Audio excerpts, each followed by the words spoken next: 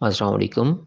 آپ دیکھ رہے ہیں mix story channel. Peer Kamil کی قسط نمبر 1۔ ایف ایس سی کلاسز میں آج ان کا 8واں دن تھا اور اس وقت وہ دونوں فری پیریڈ میں آڈیٹوریم کے عقبی حصے میں آ کر بیٹھ گئی تھیں۔ نمکین مونگ پھلی کے دانوں کو ایک ایک کر کے کھاتے ہوئے جویریہ نے اس سے پوچھا، تمہاری زندگی کی سب سے بڑی خواہش کیا ہے اماما؟ اماما نے قدرے حیرانگی سے اسے دیکھا اور سوچ میں پڑ گئی۔ پہلے تم بتاؤ، تمہاری زندگی کی سب سے بڑی خواہش کیا ہے؟ اماما نے جواب دینے کے بجائے الٹا سوال کر دیا۔ پہلے میں نے پوچھا ہے، تمہیں پہلے جواب دینا چاہیے۔ جویریہ نے گردن ہلائی۔ اچھا ٹھیک ہے، مجھے اور سوچنے دو، اماما نے فوراً ہار مانتے ہوئے کہا۔ میری زندگی کی سب سے بڑی خواہش، وہ بڑبڑائی۔ ایک خواہش تو یہ ہے کہ میری زندگی بہت لمبی ہو، اس نے کہا۔ کیوں؟ جویریہ ہنسی۔ بس 50-60 سال کی زندگی مجھے بہت چھوٹی لگتی ہے۔ کم سے کم 100 سال تو ملنے چاہیے انسان کو دنیا میں، اور پھر میں اتنا سب کچھ کرنا چاہتی ہوں۔ اگر جلدی مر جاؤں گی تو پھر میری زندگی کی ساری خواہشات ادھوری رہ جائیں گی۔ اس نے مونگ پھلی کا ایک دانہ منہ میں ڈالتے ہوئے کہا۔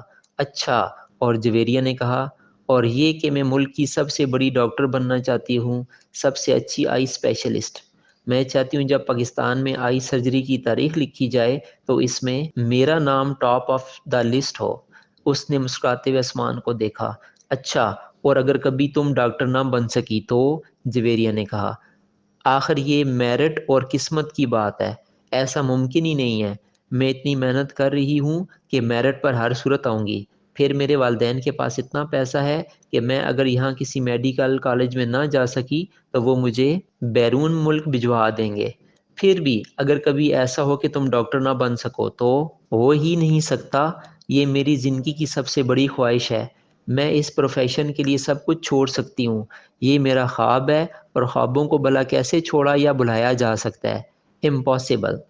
اماما نے قطعی انداز میں سر ہلاتے ہوئے تھیلی پر رکھے ہوئے دانوں میں سے ایک اور دانہ منہ میں ڈالا۔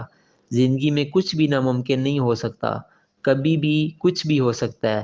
فرض کرو کہ تم ڈاکٹر نہیں بن پاتی تو پھر تم کیا کرو گی؟ کیسے ری ایکٹ کرو گی؟ اماما اب سوچ میں پڑ گئی۔ پہلے تو میں بہت روؤں گی، بہت ہی زیادہ، کئی دن، اور پھر میں مر جاؤں گی۔ جویریہ بے اختیار ہنسی۔ اور ابھی کچھ دیر پہلے تو تم کہہ رہی تھی کہ تم اتنی لمبی زندگی چاہتی ہو، اور ابھی تم کہہ رہی ہو کہ تم مر جاؤ گی۔ ہاں تو پھر زندہ رہ کر کیا کروں گی؟ سارے پلانز ہی میرے میڈیکل کے حوالے سے ہیں، اور یہ چیز زندگی سے نکل گئی تو پھر باقی رہے گا کیا؟ یعنی تمہاری ایک بڑی خواہش دوسری بڑی خواہش کو ختم کر دے گی، تم یہی سمجھ لو۔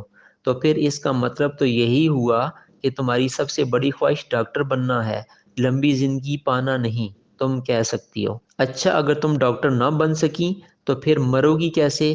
خودکشی کرو گی یا طبی موت؟ جویریہ نے بڑی دلچسپی سے پوچھا۔ طبی موت ہی مروں گی، خودکشی تو کر ہی نہیں سکتی، اماما نے لاپرواہی سے کہا۔ اور اگر تمہیں طبی موت نہ آ سکی تو؟ میرا مطلب ہے جلدی نہ آئی تو پھر تم ڈاکٹر نہ بننے کے باوجود بھی لمبی زندگی گزارو گی۔ نہیں، مجھے پتہ ہے اگر میں ڈاکٹر نہ بنی پھر بہت جلد مر جاؤں گی، مجھے اتنا دکھ ہوگا کہ میں تو زندہ رہ ہی نہیں سکوں گی، وہ یقین کے ساتھ بولی۔ تم جس قدر خوش مزاج ہو، میں کبھی یقین نہیں کر سکتی کہ تم کبھی اتنی دکھی ہو سکتی ہو کہ رو رو کر مر جاؤ، اور وہ بھی صرف اس لیے کہ تم ڈاکٹر نہیں بن سکی۔ لک فنی، جویریہ نے اس بار اس کا مذاق اڑاتے ہوئے انداز میں کہا۔ تم اب میری بات چھوڑو، اپنی بات کرو۔ تمہاری زندگی کی سب سے بڑی خواہش کیا ہے؟ اماما نے موضوع بدلتے ہوئے کہا۔ رہنے دو۔ کیوں رہنے دوں؟ بتاؤ نا۔ تمہیں برا لگے گا، جویریہ نے کچھ ہچکچاتے ہوئے کہا۔ اماما نے گردن موڑ کر حیرانگی سے اسے دیکھا۔ مجھے کیوں برا لگے گا؟ جویریہ خاموش رہی۔ ایسی کیا بات ہے جو مجھے بری لگے گی؟ اماما نے اپنا سوال دہرایا۔ بری لگے گی، جویریہ نے مدھم آواز میں کہا۔ آخر تمہاری زندگی کی سب سے بڑی خواہش کا میری زندگی سے کیا تعلق ہے؟ میں اس پر برا مانوں گی؟ اماما نے اس بار قدرے الجھے ہوئے انداز میں پوچھا۔ کہیں تمہاری خواہش تو نہیں کہ میں ڈاکٹر نہ بنوں؟ اماما کو اچانک یاد آیا۔ جویریہ ہنسی۔ نہیں، زندگی صرف ایک ڈاکٹر بن جانے سے کہیں زیادہ اہمیت کی حامل ہوتی ہے، اس نے کچھ فلسفیانہ انداز میں کہا۔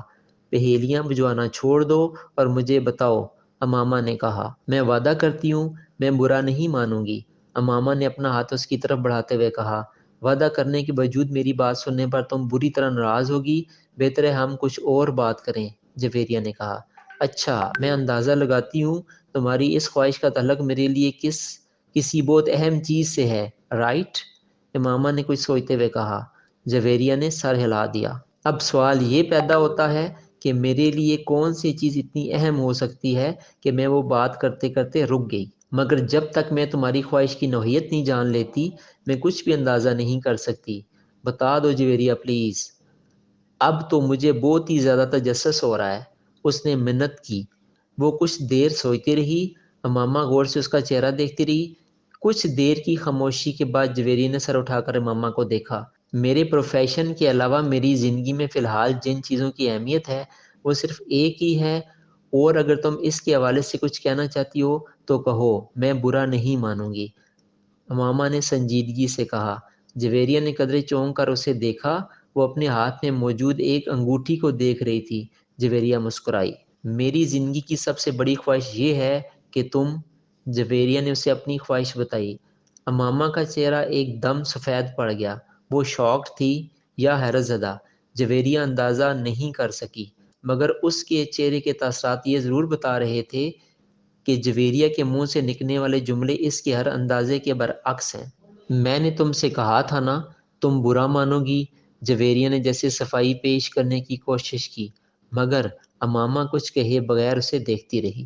محیط حلق کے بال چلاتا ہوا درد سے دورہ ہو گیا، اس کے دونوں ہاتھ اپنے پیٹ پر تھے۔ اس کے سامنے کھڑے 12 سالہ لڑکے نے اپنی پھٹی ہوئی ٹی شرٹ کی آستین سے اپنی ناک سے بہتا ہوا خون صاف کیا اور ہاتھ میں پکڑے ہوئے ٹینس ریکٹ کو ایک بار پھر پوری قوت سے محیط کی ٹانگ پر دے مارا۔ محیط کے حلق سے ایک بار پھر چیخ نکلی اور وہ اس بار سیدھا ہو گیا۔ کچھ بے یقینی کے عالم میں اس نے خود سے 2 سال چھوٹے بھائی کو دیکھا، جو اب بغیر کسی لحاظ کے اور مروت کے اسے اس کے ریکٹ سے پیٹ رہا تھا جو محیط کچھ دیر پہلے اسے پیٹنے کے لیے لے کر آیا تھا۔ اس ہفتے میں ان دونوں کے درمیان ہونے والا یہ تیسرا جھگڑا تھا، اور تینوں بار جھگڑا شروع کرنے والا اس کا چھوٹا بھائی تھا۔ محیط اور ان کے تعلقات بہت ہی ناخوشگوار رہے تھے۔ ان کا جھگڑا بچپن سے لے کر اب سے کچھ پہلے تک صرف زبانی کلامی باتوں اور دھمکیوں تک ہی محدود رہتا تھا، مگر اب کچھ عرصے سے وہ دونوں ہاتھ پائی پر بھی اتر آئے تھے۔ آج بھی یہی ہوا تھا۔ وہ دونوں اسکول اکٹھے واپس آئے تھے، اور گاڑی سے اترتے ہوئے اس کے چھوٹے بھائی نے بڑی درستگی کے ساتھ پیچھے ڈگی سے اس وقت اپنا بیگ کھینچ کر نکالا جب محیط اپنا بیگ نکال رہا تھا۔ بیگ کھینچتے ہوئے محیط کے ہاتھوں کو بری طرح رگڑ آئی۔ محیط بری طرح تلملایا۔ تم اندھے ہو چکے ہو؟ وہ اطمینان سے اپنا بیگ اٹھائے بے نیازی سے اندر جا رہا تھا۔ محیط کے چلانے پر اس نے پلٹ کر اس کو دیکھا اور لاؤنج کا دروازہ کھول کر اندر چلا گیا۔ محیط کے تن بدن میں جیسے آگ لگ گئی، وہ تیز قدموں سے اس کے پیچھے اندر چلا آیا۔ اگر دوبارہ تم نے ایسی حرکت کی تو میں تمہارا ہاتھ توڑ دوں گا۔ اس کے قریب پہنچتے ہوئے محیط ایک بار پھر دہاڑا۔ اس نے بیگ کندھے سے اتار کر نیچے رکھ دیا اور دونوں ہاتھ کمر پر رکھ کر کھڑا ہو گیا۔ نکالوں گا۔ تم کیا کرو گے؟ ہاتھ توڑو گے؟ اتنی ہمت ہے؟ یہ میں تمہیں اس وقت بتاؤں گا جب تم دوبارہ یہ حرکت کرو گے۔ محیط اپنے کمرے کی طرف بڑھا، مگر اس کے بھائی نے پوری قوت سے اس کا بیگ کھینچتے ہوئے اسے رکنے پر مجبور کر دیا۔ نہیں، تم مجھے ابھی بتاؤ۔ اس نے محیط کے بیگ کا اٹھا کر دور پھینک دیا۔ محیط کا چہرہ سرخ ہو گیا۔ اس نے زمین پر پڑا ہوا اپنے بھائی کا بیگ اٹھا کر دور اچھال دیا۔ ایک لمحے کے انتظار کیے بغیر اس کے بھائی نے پوری قوت سے محیط کی ٹانگ پر ٹھوکر ماری۔ جواباً اس نے پوری قوت سے چھوٹے بھائی کے منہ پر مکہ مارا جو اس کی ناک پر لگا۔ اگلے ہی لمحے اس کی ناک سے خون ٹپکنے لگا۔ اتنے شدید حملے کے باوجود اس کے حلق سے کوئی آواز نہیں نکلی تھی۔ اس نے محیط کی ٹائی کھینچتے ہوئے اس کا گلا دبانے کی کوشش کی۔ محیط نے جواباً اس کی شرٹ کو کالر سے کھینچا۔ اسے شرٹ کے پھٹنے کی آواز آئی۔ اس نے پوری قوت سے اپنے چھوٹے بھائی کے پیٹ میں مکہ مارا۔ اس کے بھائی کے ہاتھ سے اس کی ٹائی نکل گئی۔ ٹھہرو، میں تمہیں اب تمہارا ہاتھ توڑ کر ہی دکھاتا ہوں۔ محیط نے اسے گالیاں دیتے ہوئے لاؤنج کے ایک کونے میں پڑے ہوئے ایک ریکٹ کو اٹھا لیا اور اپنے چھوٹے بھائی کو مارنے کی کوشش کی، مگر اگلے ہی لمحے ریکٹ اس کے بھائی کے ہاتھ میں تھا۔ اس نے پوری قوت سے گھما کر اتنی برق رفتاری کے ساتھ اس ریکٹ کو محیط کے پیٹ میں مارا کہ وہ سنبھل یا خود کو بچا بھی نہیں سکا۔ اس نے یکے بعد دیگرے اس کی کمر اور ٹانگ پر ریکٹ برسا دیے۔ اندر سے ان دونوں کا بڑا بھائی اشتعال کے عالم میں باہر لاؤنج میں آ گیا۔ کیا تکلیف ہے تم دونوں کو؟ گھر میں آتی ہی ہنگامہ شروع کر دیتے ہو۔ اس کو دیکھتے ہی چھوٹے بھائی نے اٹھا ہوا ریکٹ نیچے کر لیا تھا۔ اور تمہیں شرم نہیں آتی؟ اپنے سے بڑے بھائی کو مارتے ہو؟ اس کی نظر اب اس کے ہاتھ میں پڑے ریکٹ پر گئی۔ نہیں آتی، اس نے بڑی ڈھٹائی کے ساتھ کہتے ہوئے ریکٹ ایک طرف اچھال دیا اور بڑی بے خوفی سے کچھ فاصلے پر پڑا وہ اپنا بیگ اٹھا کر اندر جانے لگا۔ محیط نے بلند آواز میں سیڑھیاں چڑھتے ہوئے اپنے چھوٹے بھائی سے کہا، تم کو اس کا خمیازہ بھگتنا پڑے گا۔ وہ ابھی تک اپنی ٹانگ سہلا رہا تھا۔ شور، وائی ناٹ؟ ہاں کیوں نہیں؟ ایک عجیب سی مسکراہٹ کے ساتھ سیڑھیوں کے آخری سرے پر رک کر اس نے محیط سے کہا، اگلی بار تم بیٹ لے کر آنا۔ ٹینس ریکٹ سے کچھ مزہ نہیں آیا، تمہاری کوئی ہڈی نہیں ٹوٹی۔ محیط کو اشتعال آ گیا، تم اپنی ناک سنبھالو، وہ یقیناً ٹوٹ گئی ہوگی۔ محیط غصے کے عالم میں سیڑھیوں کو دیکھتا رہا جہاں کچھ دیر پہلے وہ کھڑا تھا۔